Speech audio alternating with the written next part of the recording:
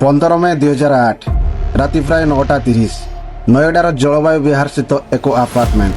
ଗୋଟିଏ ଘରେ ସେଦିନ ରାତିରେ 4 ଜଣ ନିଜ ନିଜ ରୁମ୍କୁ ଶୋଇବାକୁ ଯାଆନ୍ତି, କିନ୍ତୁ ସକାଳୁ କବାଟ ଖୋଲିଲା ବେଳକୁ ସେହି ପରିବାରର 14 ବର୍ଷର ଝିଅର ରକ୍ତ ଜୁଡୁବୁଡୁ ଶରୀର ନିଜ ବେଡ୍ରେ ପଡ଼ିଛି ଏବଂ ଜଣେ ନିଖୋଜ ଅଛି। ଅନେକ ଫରେନ୍ସିକ୍ ଟେଷ୍ଟ, ପୋଲିସ ଏବଂ ସିବିଆଇର 2ଟି ଟିମ୍ ଏହି କେସ୍ରେ ଯାଞ୍ଚ କରନ୍ତି। ଯାଞ୍ଚ ଯେମିତି ଆଗକୁ ବଢ଼େ, ନୂଆ ନୂଆ ଦୋଷୀଙ୍କ ନାମ ସାମ୍ନାକୁ ଆସେ। ପୋଲିସ ଯାଞ୍ଚରେ ଦୋଷୀ କିଏ ତ ସିବିଆଇର ପ୍ରଥମ ଯାଞ୍ଚରେ ଦୋଷୀ ଆଉ କେହି ବାହାରେ। କିନ୍ତୁ ପରେ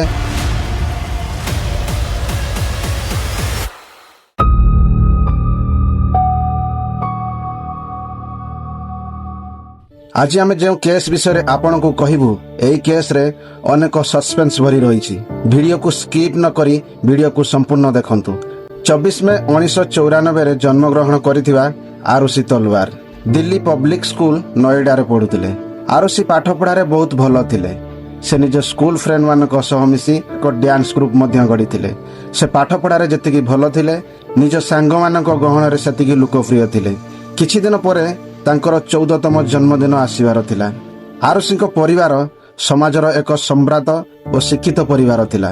ତାଙ୍କ ବାପା ଡକ୍ଟର ରାଜେଶ ତଲୱାର ଏବଂ ମା ଡକ୍ଟର ନୁପୁର ତଲୱାର ଦୁହେଁ ଜଣାଶୁଣା ଡେଣ୍ଟିଷ୍ଟ ବା ଦନ୍ତ ଚିକିତ୍ସକ ଥିଲେ। ନୟଡାର ସେକ୍ଟର 25 ଜଳବାୟୁ ବିହାର ସ୍ଥିତ L32 ଆପାର୍ଟମେଣ୍ଟରେ ସେମାନେ ରହୁଥିଲେ। ତାଙ୍କ ଘରେ ନେପାଳର ଜଣେ 45 ବର୍ଷୀୟ ହେମରାଜ ବାଞ୍ଚାଡେ ଘରୋଇ ସହାୟକ ବା ଚାକର ଭାବେ କାମ କରୁଥିଲେ ଏବଂ ସେହି ଆପାର୍ଟମେଣ୍ଟରେ ହିଁ ରହୁଥିଲେ। 15 ମେ 2008 ସନ୍ଧ୍ୟାରେ ଆରୁଷିଙ୍କ ବାପା ଆରୁଷିର ଜନ୍ମଦିନ ଆସୁଥିବାରୁ ତାଙ୍କୁ ଏକ ନୂଆ କ୍ୟାମେରା ଉପହାର ଦେଇଥିଲେ। ତେବେ ସେଦିନ ସନ୍ଧ୍ୟାରେ ଆରୁଷି ଏବଂ ତାଙ୍କ ବାପା ମା ମିଶି ସମସ୍ତେ ବହୁତ ଖୁସି ଥିଲେ। ପ୍ରାୟ ରାତି 9:30ରେ ସମସ୍ତେ ଖାଇସାରି ନିଜ ନିଜ ରୁମ୍କୁ ଗଲେ। ତେବେ ରାତି ଯାଇ ସକାଳ ହୁଏ। ମେ 16 ତାରିଖ ସକାଳ ପ୍ରାୟ 6ଟାରେ ସେହି ତଲୱାର ପରିବାରର ଆଉ ଜଣେ ଚାକରାଣୀ, ଯିଏକି ସବୁଦିନ ସକାଳେ ଆସି ଘରର ଝାଡୁ ପୋଛା କାମ କରନ୍ତି, ଭାରତୀ ମଣ୍ଡଳ, ପ୍ରତିଦିନ ଭଳି ସେଦିନ ସକାଳେ ମଧ୍ୟ କାମ କରିବା ପାଇଁ ପହଞ୍ଚିଥିଲେ। ତେବେ ତଲୱାର ପରିବାରର ଫ୍ଲାଟକୁ ପ୍ରବେଶ କରିବାକୁ ହେଲେ ପ୍ରଥମେ ଲୁହାର ଜାଲି କବାଟ ଖୋଲିବାକୁ ପଡୁଥିଲା। ତାପରେ ଭିତରେ ଥିବା କାଠର କବାଟ ଖୋଲିଲା ପରେ ଘର ଭିତରକୁ ଯାଇ ହେଉଥିଲା। ସେଦିନ ସକାଳେ ଭାରତୀ ପ୍ରଥମ ଲୁହାର ଜାଲି କବାଟକୁ ହାଲକା ଧକ୍କା ଦେଇ ଖୋଲିବାକୁ ଚେଷ୍ଟା କରିଥିଲେ, କିନ୍ତୁ କବାଟଟି ଖୋଲି ନଥିଲା। ତେଣୁ ତାଙ୍କୁ ଲାଗିଲା ବୋଧେ ହୁଏ କବାଟଟି ଭିତରୁ ତାଲା ପଡ଼ିଛି। ଏହାପରେ ଭାରତୀ 2-3 ଥର କଲିଂ ବେଲ୍ ବଜାଇଥିଲେ। କିଛି ସମୟ ପରେ ଆରୁଷିଙ୍କ ମା ନୁପୁର ତଲୱାର ଭିତରର କାଠର କବାଟ ଖୋଲିଥିଲେ, କିନ୍ତୁ ସେ ଲୁହାର ଜାଲି କବାଟ ଖୋଲି ନଥିଲେ। ସେହି ଜାଲି କବାଟର ଭିତରୁ ହିଁ ସେ ଭାରତୀଙ୍କ ସହ କଥା ହୋଇଥିଲେ। ନୁପୁର ତଲୱାର ଭାରତୀଙ୍କୁ କହିଥିଲେ ବୋଧେ ହୁଏ ହେମରାଜ ବାହାରକୁ ଯାଇଥିବ। ଏହାପରେ ସେ ରୁମ୍ ଭିତରକୁ ଯାଇ ବାଲକୁନିରୁ ଚାବି ତଳକୁ ଫିଙ୍ଗିଥିଲେ। ଭାରତୀ ଯେତେବେଳେ ସେହି ଚାବି ଉଠାଇ ଲୁହା କବାଟକୁ ଖୋଲିବାକୁ ଗଲେ, ସେ ଚାବି ବ୍ୟବହାର କରିବା ପୂର୍ବରୁ ସେ ନିଜେ ନିଜେ ଖୋଲି ଯାଇଥିଲା। ଅର୍ଥାତ୍ କିଛି ସମୟ ପୂର୍ବରୁ ଯେଉଁ କବାଟ ଖୋଲୁ ନଥିଲା, ସେହି କବାଟ ପରେ ଚାବି ବ୍ୟବହାର ନ କରି ଖୋଲି ଯାଇଥିଲା। ଏହି ଘଟଣା ପରବର୍ତ୍ତୀ ସମୟରେ ଏହି ମାମଲାର ସବୁଠାରୁ ବଡ଼ ରହସ୍ୟମାନଙ୍କ ମଧ୍ୟରୁ ଗୋଟିଏ ହୋଇଯାଇଥିଲା। ତେବେ ଏହାପରେ ଯାହା ହୁଏ ତାହା ମିଡିଆରେ ଅଲଗା କିଛି ଦେଖିବାକୁ ମିଳିଥିଲା। କିନ୍ତୁ ପୋଲିସ ଓ ସିବିଆଇର ତଦନ୍ତ ରିପୋର୍ଟ ଯେତେବେଳେ କୋର୍ଟରେ ସବମିଟ୍ କରାଗଲା, ତାହା ଅଲଗା ଥିଲା। ତେବେ ମିଡିଆରେ ଯାହା ଲୋକଙ୍କୁ ଖବର ମିଳିଥିଲା ତାହା ଏମିତି ଥିଲା। ଭାରତୀ ଭିତରକୁ ଆସିବା ପରେ ଯେତେବେଳେ ଆରୁଷିଙ୍କ ରୁମ୍କୁ ଯାଇ ଦେଖିଲେ, ଆରୁଷିଙ୍କ ମୃତଦେହ ରକ୍ତ ଜୁଡୁବୁଡୁ ହୋଇ ବିଛଣାରେ ପଡ଼ିଥିଲା। ତାଙ୍କ ବେକ କଟା ଯାଇଥିଲା ଏବଂ ମୁଣ୍ଡରେ ଗଭୀର ଆଘାତ ଥିଲା। ଏହା ଦେଖି ସେ ଚିତ୍କାର କରିବାକୁ ଲାଗିଲେ ଓ ପରେ ସେ ରୁମ୍ରେ ଆରୁଷିର ବାପା ମା ଆସି ମଧ୍ୟ ପହଞ୍ଚିଥିଲେ। କିନ୍ତୁ କୋର୍ଟରେ ଦେଇଥିବା ଭାରତୀଙ୍କ ବୟାନ ଅଲଗା ଥିଲା। ଭାରତୀ ଘର ଭିତରକୁ ପ୍ରବେଶ କରିବା ପରେ ଦେଖିଲେ ଯେ ଡକ୍ଟର ରାଜେଶ ତଲୱାର ଓ ତାଙ୍କ ପତ୍ନୀ ନୁପୁର ତଲୱାର କାନ୍ଦୁଥିଲେ। ସେମାନେ ହିଁ ଭାରତୀଙ୍କୁ ଆରୁଷିଙ୍କ ରୁମ୍କୁ ନେଇ ତାଙ୍କ ମୃତଦେହ ଦେଖାଇଥିଲେ, ଯାହା ସିବିଆଇର ବିଶେଷ ଅଦାଲତରେ ଭାରତୀ ମଣ୍ଡଳ ଏହି ସମସ୍ତ ଘଟଣା ବିଷୟରେ ସାକ୍ଷୀ ଦେଇଥିଲେ।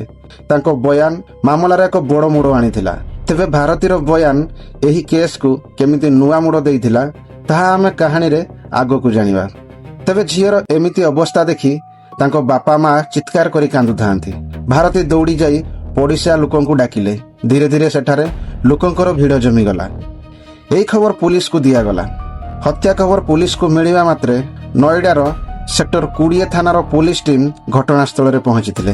ପୁଲିସ ଘଟଣାସ୍ଥଳରେ ପହଞ୍ଚିବାର କିଛି ସମୟ ପରେ ଫରେନ୍ସିକ୍ ଟିମ୍ ମଧ୍ୟ ସେଠାରେ ପହଞ୍ଚିଥିଲା। ସେମାନଙ୍କ କାମ ଥିଲା ଫିଙ୍ଗରପ୍ରିଣ୍ଟ, ରକ୍ତ ନମୁନା, ଫଟୋଗ୍ରାଫ ଓ ଅନ୍ୟାନ୍ୟ ବୈଜ୍ଞାନିକ ପ୍ରମାଣ ସଂଗ୍ରହ କରିବା। କିନ୍ତୁ ସେତେବେଳକୁ ଘର ଭିତରକୁ ଅନେକ ଲୋକ ପ୍ରବେଶ କରିସାରିଥିଲେ। ଏହି କାରଣରୁ ଘଟଣାସ୍ଥଳରେ ଅନେକ ଗୁରୁତ୍ୱପୂର୍ଣ୍ଣ ପ୍ରମାଣ ନଷ୍ଟ ହୋଇଯାଇଥିଲା। ପରବର୍ତ୍ତୀ ସମୟରେ ସିବିଆଇ ଏହାକୁ ଏହି ମାମଲାର ସବୁଠାରୁ ବଡ଼ ତଦନ୍ତ ତ୍ରୁଟି ବୋଲି କହିଥିଲା। ତେବେ ପୁଲିସ ଓ ଫରେନ୍ସିକ୍ ଟିମ୍ ପହଞ୍ଚିଲା ପରେ ଆରୁଷିଙ୍କ ଡେଡ୍ ବଡି ପୋଷ୍ଟମର୍ଟମ ପାଇଁ ପଠାଇ ଦିଆଯାଏ। ଏହାପରେ ପୁଲିସ ଯେତେବେଳେ ଘଟଣାର ଯାଞ୍ଚ କରନ୍ତି, ସେହି ସମୟରେ ଘରର ଚାକର ହେମରାଜ ଦେଖିବାକୁ ମିଳିନଥିଲେ, ଅର୍ଥାତ୍ ସେ ନିଖୋଜ ଥିଲେ। ତେଣୁ ପୁଲିସ ପ୍ରଥମେ ଧାରଣା କରିଥିଲା ଯେ ସେ ଫେରାର ଅଛନ୍ତି ଏବଂ ସମ୍ଭବତଃ ସେହି ହିଁ ହତ୍ୟାକାରୀ। ତେବେ ପୁଲିସ ସେହି ଘରକୁ ସିଲ୍ କରି ସେଠାରୁ ଚାଲିଯାଆନ୍ତି ଏବଂ ହେମରାଜକୁ ଖୋଜିବା ପାଇଁ ଲାଗିଯାଆନ୍ତି। କିନ୍ତୁ ଘଟଣାର 24 ଘଣ୍ଟା ପରେ ଅର୍ଥାତ୍ 17 ମେ ସକାଳେ ପୁଲିସ ଯେତେବେଳେ ପୁଣି ସେହି ଆପାର୍ଟମେଣ୍ଟକୁ ଆସି ଫ୍ଲାଟର ସମ୍ପୂର୍ଣ୍ଣ ଯାଞ୍ଚ କରିଥିଲା, ପୁଲିସ ଫ୍ଲାଟର ସମସ୍ତ ରୁମ୍କୁ ଯାଞ୍ଚ କରିବା ସହିତ ଫ୍ଲାଟର ଛାତକୁ ଯାଇଥିଲେ। ସେ ଦେଖିଲେ ଫ୍ଲାଟର ଛାତର କବାଟ ତାଲା ପଡ଼ିଥିଲା। ପୁଲିସ ଯେତେବେଳେ ସେହି ତାଲା ଭାଙ୍ଗି ଛାତକୁ ପ୍ରବେଶ କରେ, ଛାତ ଉପରେ ହେମରାଜଙ୍କ କ୍ଷତ ବିକ୍ଷତ ଓ ପଚି ଯାଇଥିବା ମୃତଦେହ ପଡ଼ିଥିଲା। ଆରୁଷିଙ୍କ ଭଳି ହେମରାଜଙ୍କ ମଧ୍ୟ ବେକ କଟା ଯାଇଥିଲା। ଏହି ଘଟଣା ପରେ ପୋଲିସର ପ୍ରଥମ ଥିଓରି ସମ୍ପୂର୍ଣ୍ଣ ଭାଙ୍ଗି ପଡ଼ିଲା। ଯେଉଁ ବ୍ୟକ୍ତିକୁ ପୁଲିସ ଆରୁଷିର ହତ୍ୟାକାରୀ କହୁଥିଲା, ସେ ନିଜେ ମୃତ ଅବସ୍ଥାରେ ମିଳିଥିଲା। ଏହାପରେ ସ୍ପଷ୍ଟ ହେଲା ଯେ ଆରୁଷି ଓ ହେମରାଜ ଦୁହେଁ ହତ୍ୟାର ଶିକାର। କିନ୍ତୁ ଏହି 24 ଘଣ୍ଟା ଭିତରେ ପୁଲିସର ବଡ଼ ଭୁଲ ଥିଲା, ଘଟଣାସ୍ଥଳରୁ ଫରେନ୍ସିକ୍ ଏଭିଡେନ୍ସ ଠିକ୍ ଭାବରେ ସଂଗ୍ରହ କରାଯାଇନଥିଲା। ଫ୍ଲାଟ ଭିତରେ ଓ ଛାତ ଉପରେ ପଡ଼ୋଶୀ, ସାମ୍ବାଦିକ, ସମ୍ପର୍କୀୟ ଏବଂ ଅନ୍ୟ ଲୋକମାନଙ୍କର ଭିଡିଓ ଜମି ସାରିଥିଲା, ଯାହାଫଳରେ ଫିଙ୍ଗରପ୍ରିଣ୍ଟ, ଫୁଟପ୍ରିଣ୍ଟ ଓ ଅନ୍ୟାନ୍ୟ ଫରେନ୍ସିକ୍ ପ୍ରମାଣ ନଷ୍ଟ ହୋଇଯାଇଥିଲା। ପରେ ଏହି ଭୁଲ କେସ୍କୁ କେଉଁ ମୋଡ଼ ଦେଇଥିଲା, ତାହା ଆମେ କାହାଣୀର ଆଗକୁ ଜାଣିବା। ତେବେ ହେମରାଜଙ୍କ ମୃତଦେହ ମିଳିବା ପରେ ପୁଲିସ ନିଜର ସନ୍ଦେହ ଦିଗ ବଦଳାଇ ଦେଇଥିଲା। ବର୍ତ୍ତମାନ ପୁଲିସର ଧାରଣା ଥିଲା ଯେ ଏହା କୌଣସି ବାହାର ଲୋକଙ୍କ କାମ ନୁହେଁ, ବରଂ ଘର ଭିତରର କାହାରି କାମ ହୋଇପାରେ। 18 ମେ ସୁଦ୍ଧା ପୁଲିସ କହିଥିଲା ଯେ ଦୁଇଟି ହତ୍ୟା ଅତ୍ୟନ୍ତ ସଠିକ୍ ଭାବରେ କରାଯାଇଛି। ଏହାକୁ ସେମାନେ ସର୍ଜିକାଲ ପ୍ରିସିଜନ ବୋଲି ବର୍ଣ୍ଣନା କରିଥିଲେ। କିଛି ଦିନ ପରେ 23 ମେ 2008ରେ ଉତ୍ତରପ୍ରଦେଶ ପୁଲିସ ଆରୁଷିଙ୍କ ପିତା ଡକ୍ଟର ରାଜେଶ ତଲୱାରଙ୍କୁ ଗିରଫ କରିଥିଲା। ଗିରଫ ପରେ ତତ୍କାଳୀନ ଆଇଜି ଗୁରୁଦର୍ଶନ ସିଂ ଏକ ପ୍ରେସ୍ କନଫରେନ୍ସ କରିଥିଲେ। ସେଠାରେ ସେ ଏକ ବିବାଦୀୟ ଥିଓରି ରଖିଥିଲେ। ପୁଲିସର ଦାବି ଥିଲା ଯେ ଡକ୍ଟର ରାଜେଶ ତଲୱାର ରାତିରେ ଆରୁଷି ଓ ହେମରାଜଙ୍କୁ ଆପତ୍ତିଜନକ ଅବସ୍ଥାରେ ଦେଖିଥିଲେ। ଏହା ଦେଖି ସେ ରାଗରେ ନିୟନ୍ତ୍ରଣ ହରାଇ ଦୁହେଁଙ୍କୁ ହତ୍ୟା କରିଥିଲେ। ପୁଲିସ ଏହାକୁ ଅନର କିଲିଂ ଥିଓରି ବୋଲି ଉପସ୍ଥାପନା କରିଥିଲା। ଏହାପରେ ପୁଲିସ ଆଉ ଗୋଟିଏ କଥା ମଧ୍ୟ କହିଥିଲେ, ଡକ୍ଟର ରାଜେଶ ତଲୱାରଙ୍କ ଅନ୍ୟ ଜଣେ ମହିଳାଙ୍କ ସହ ସମ୍ପର୍କ ଥିଲା। ଆରୁଷି ଓ ହେମରାଜ ଏହା ଜାଣିଥିଲେ ଏବଂ ହେମରାଜ ଏହାକୁ ନେଇ ବ୍ଲାକମେଲ କରୁଥିଲେ। ଏହି କାରଣରୁ ଦୁଇ ଜଣଙ୍କୁ ହତ୍ୟା କରାଯାଇଥିବା କଥା ମଧ୍ୟ ପୁଲିସ କହିଥିଲା।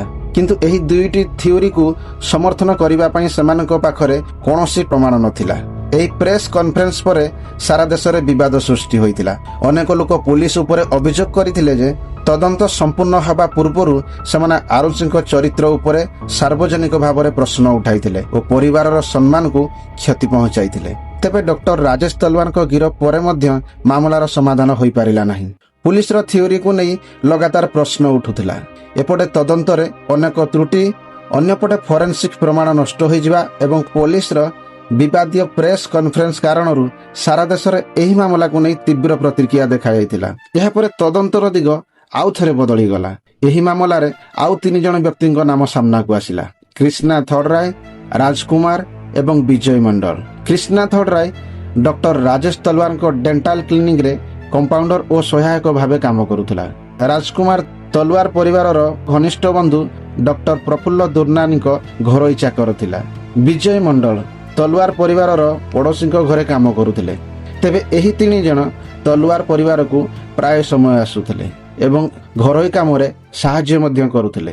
ପୋଲିସ ଏହି 3 ଜଣଙ୍କୁ ପଚରାଉଚରା କରିବା ସହ ସେମାନଙ୍କର ବିଭିନ୍ନ ଫରେନ୍ସିକ୍ ପରୀକ୍ଷା କରାଯାଇଥିଲା।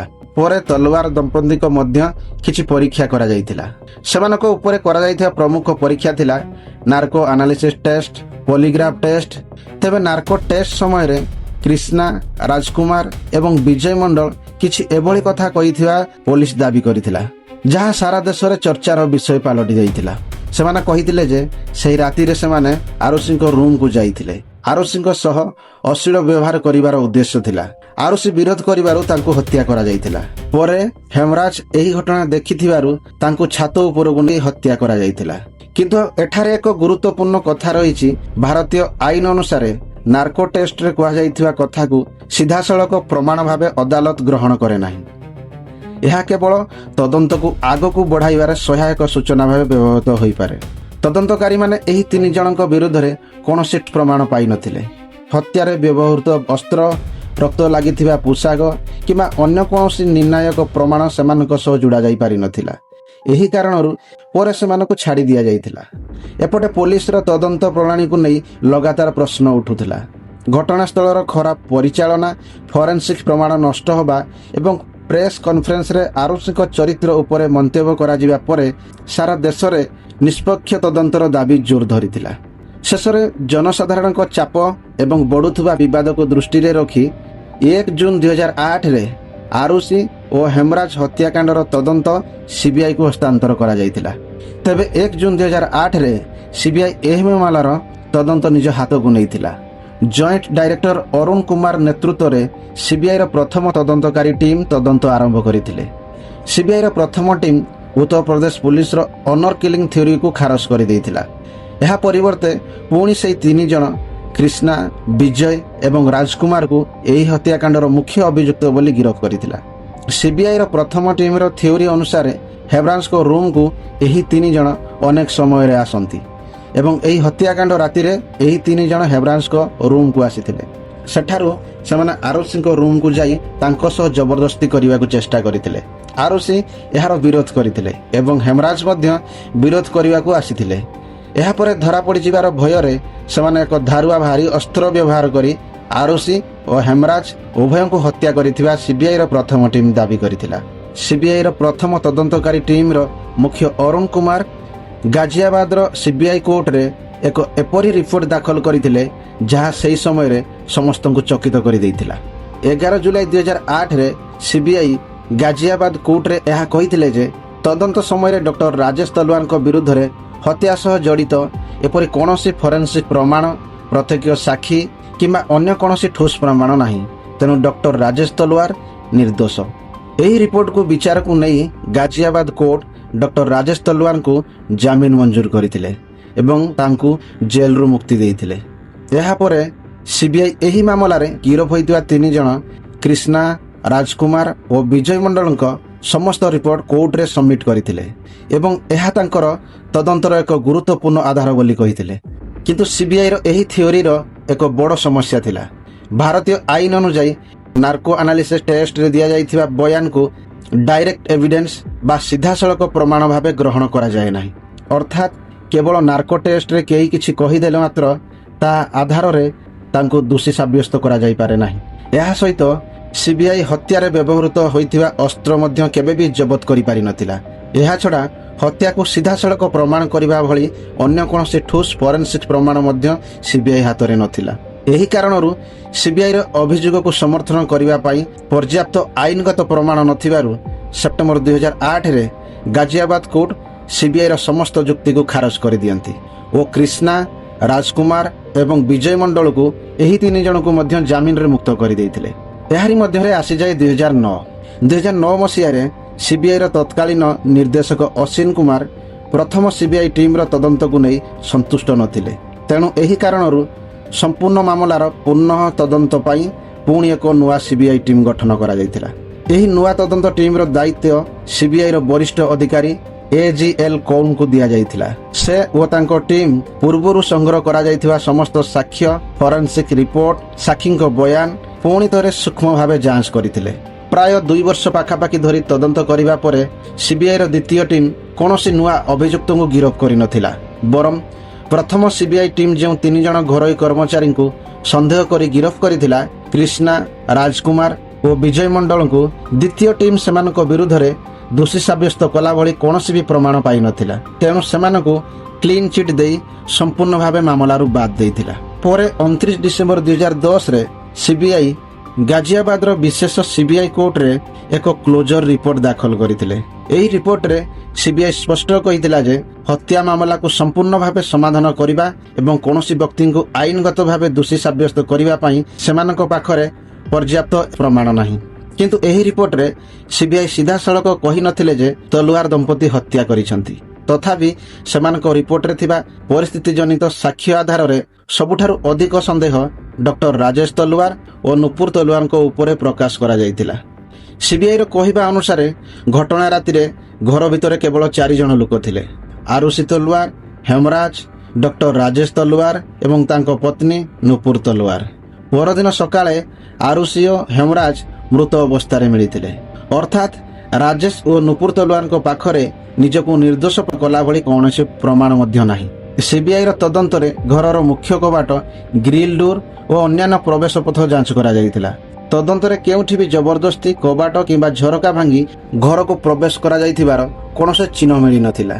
ସେଥିପାଇଁ ସିବିଆଇ ଏହି ନିଷ୍କର୍ଷରେ ପହଞ୍ଚିଥିଲା ଯେ ଏହି ହତ୍ୟାରେ କୌଣସି ବାହାର ଲୋକର ସମ୍ପୃକ୍ତତା ଥିବା ସମ୍ଭାବନା ବହୁତ କମ୍ ଏବଂ ସିବିଆଇ କହିଥିଲା ଯେ ପ୍ରମାଣ ନଷ୍ଟ କରିବାକୁ ମଧ୍ୟ ପ୍ରୟାସ କରାଯାଇଥିଲା। ସିବିଆଇର ରିପୋର୍ଟରେ ଆଉ ଏକ ଗୁରୁତ୍ୱପୂର୍ଣ୍ଣ ଦାବି କରାଯାଇଥିଲା। ସେମାନଙ୍କ ମତରେ ଘଟଣା ପରେ କ୍ରାଇମ୍ ସିନ୍କୁ ବଦଳାଇବା, କିଛି ପ୍ରମାଣ ନଷ୍ଟ କରିବା ଏବଂ ଘଟଣାସ୍ଥଳକୁ ସଫା କରିବାର ଚେଷ୍ଟା କରାଯାଇଥିଲା, ଯାହା ସେମାନଙ୍କ ସନ୍ଦେହକୁ ଆହୁରି ବଢ଼ାଇଥିଲା। ତେବେ ଏହା ସିବିଆଇର ତଦନ୍ତ ସମୟରେ କେବଳ ଥିଓରି ଥିଲା। ପରେ ଅଦାଲତ ଏହାକୁ ନିର୍ଣ୍ଣାୟକ ପ୍ରମାଣ ଭାବେ ଗ୍ରହଣ କରିନଥିଲେ।